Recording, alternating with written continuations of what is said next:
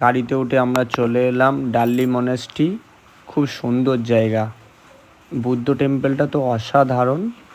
আর এখানটায় কিছু ছোটোখাটো জিনিসও পাওয়া যায়, সেটা দেখা যাচ্ছে। দেখো, দেখাচ্ছি তোমাদেরকে। বউ হাতে সিঙ্গিং বোলটা নিয়ে বাজাতে শুরু করলো।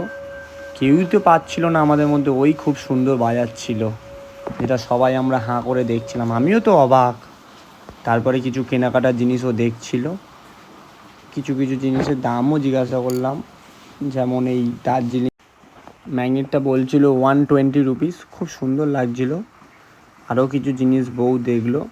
আমি বললাম এখন নিতে হবে না, চলো পরে নেবে, ম্যাল থেকে নেওয়া যাবে। ফের আমরা হোটেলে চলে এসে রুম পছন্দ করার জন্য দাদা কথা বলছিল রিসেপশানে। ততক্ষণ আমরা বসে রিসেপশানে ওয়েট করছিলাম। তারপর রুম দিয়ে দিল। রুম থেকে তো এই ভিউটা দেখা যাচ্ছিলো, অসাধারণ ভিউ, যেটা সব রুমে ছিল না, কিছু কিছু রুমে ছিল এই ভিউটা। তারপর বিকেলে টিফিনে কেক ছিল। খেয়ে দিয়ে আমরা ম্যালের উদ্দেশ্যে বেরিয়ে পড়লাম। যেতে যেতে কিছু হোটেল দেখাচ্ছি, যেগুলো নাম্বারও দেওয়া ছিল। এই যেরকম হোটেল সোনার বাংলা, এটা সব জায়গায় থাকে, এখানটাও ছিল। তারপর ম্যালে চলে এলাম।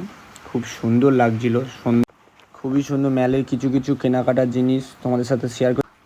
এই সেই দার্জিলিংয়ের হোপ, যেখানটায় ফটো তোলার জন্য সবাইকে লাইন দিয়ে দাঁড়াতে হয়, একটু সময় দিতে হয়, নাহলে ফটো তোলা যায় না, খুবই ভিড় হয়। তারপরে এই সুন্দর সুন্দর রুম ডেকোরেটেড জিনিস অসাধারণ লাগছিল। বউ এগুলো হাত দিয়ে দেখছিল, খুবই ভাল লাগছিল। আমি বললাম চলো আরও অনেক দোকান আছে, দেখা যাক কী কী পাওয়া যায় এখানটায়। ফার্স্ট টাইম তো, দেখতে দেখতে বেশ ভালোই লাগছিল। কিছু কিছু দোকানে যেরকম ফটো তোলা নিষেধ ছিল, তাও আমরা তুলিনি। তারপর রুমে এসে ডান্স শুরু করে দিল। একটু খাওয়া দাওয়ার পরে সবাই মিলে একসাথে আড্ডা মেরে খুবই ভাল লাগছিল। সবাই মিলে নাচ গান করতে আনন্দের মধ্যেই দিন কাটছিল। বেশ ডান্স করার পরে যে যার মতো রুমে চলে গেলাম।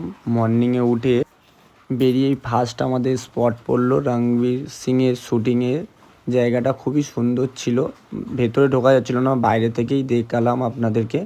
তারপরে আরেকটা ভিউ পয়েন্টে চলে এলাম, যেখানে বউ আর আমি একটু হাত ধরে লাফছিলাম, তোমাদের সাথে শেয়ার করলাম। দেখো, খুব সুন্দর লাগছিল। আমাকে বাজে লাগছিল, বউকে হয়তো বেশ ভালোই লাগছিল। তারপরে নেক্সট স্টপেজে চলে এলাম জু, যেটা দার্জিলিংয়ে পরে চিড়িয়াখানা, খুবই সুন্দর, যেটা বেশ ভালোই লাগছিল। দেখাচ্ছি কিছু কিছু জিনিস জু থেকে দেখা যাচ্ছিল। আরও কটা জিনিস আপনাদের সাথে শেয়ার করছি। দেখো, যেরকম এই সাইডে অনেক কিছু দেখা যাচ্ছিলো। হেঁটে হেঁটে উঠছিলাম, এখনও উঠিনি। আর জুর টিকিট 120 টাকা, যেটা মাথা পিছু সবার ক্ষেত্রেই একই। ভেতরে গেলাম, গিয়ে দেখাচ্ছি ভেতরে কী কী দেখা যাচ্ছিলো। অনেক কিছুই দেখা যাচ্ছিলো, যেরকম এই ফার্স্টেই ভাল্লুকটা দেখা গেছে। তারপর ফের আমরা গাড়ি নিয়ে বেরিয়ে পড়লাম। ভিউ পয়েন্টটা তো খুবই সুন্দর লাগছিলো, রাস্তার পাশ দিয়ে জাপানিজ টেম্পল, ওটা দেখে গাড়ি নিয়ে বেরিয়ে পড়লাম। খুব সুন্দর লাগছিল, পাহাড়ি ফুলগুলো খুবই সুন্দর ছিল। বউ তো বাইরের ভিউটা উপভোগ করছিল। সামনেই পড়লো ঘুম স্টেশন, আমরা নামলাম না, পরে আসবো বলে। এখন আপাতত হোটেলের উদ্দেশ্যে বেরিয়ে পড়লাম। হোটেলে গিয়ে আমরা যাও তো দুপুরের লাঞ্চটা করতে হবে, তো তাই তাড়াতাড়ি দুপুরের লাঞ্চ কমপ্লিট। নেক্সট ভিডিওতে আরও অনেক কিছু শেয়ার করছি।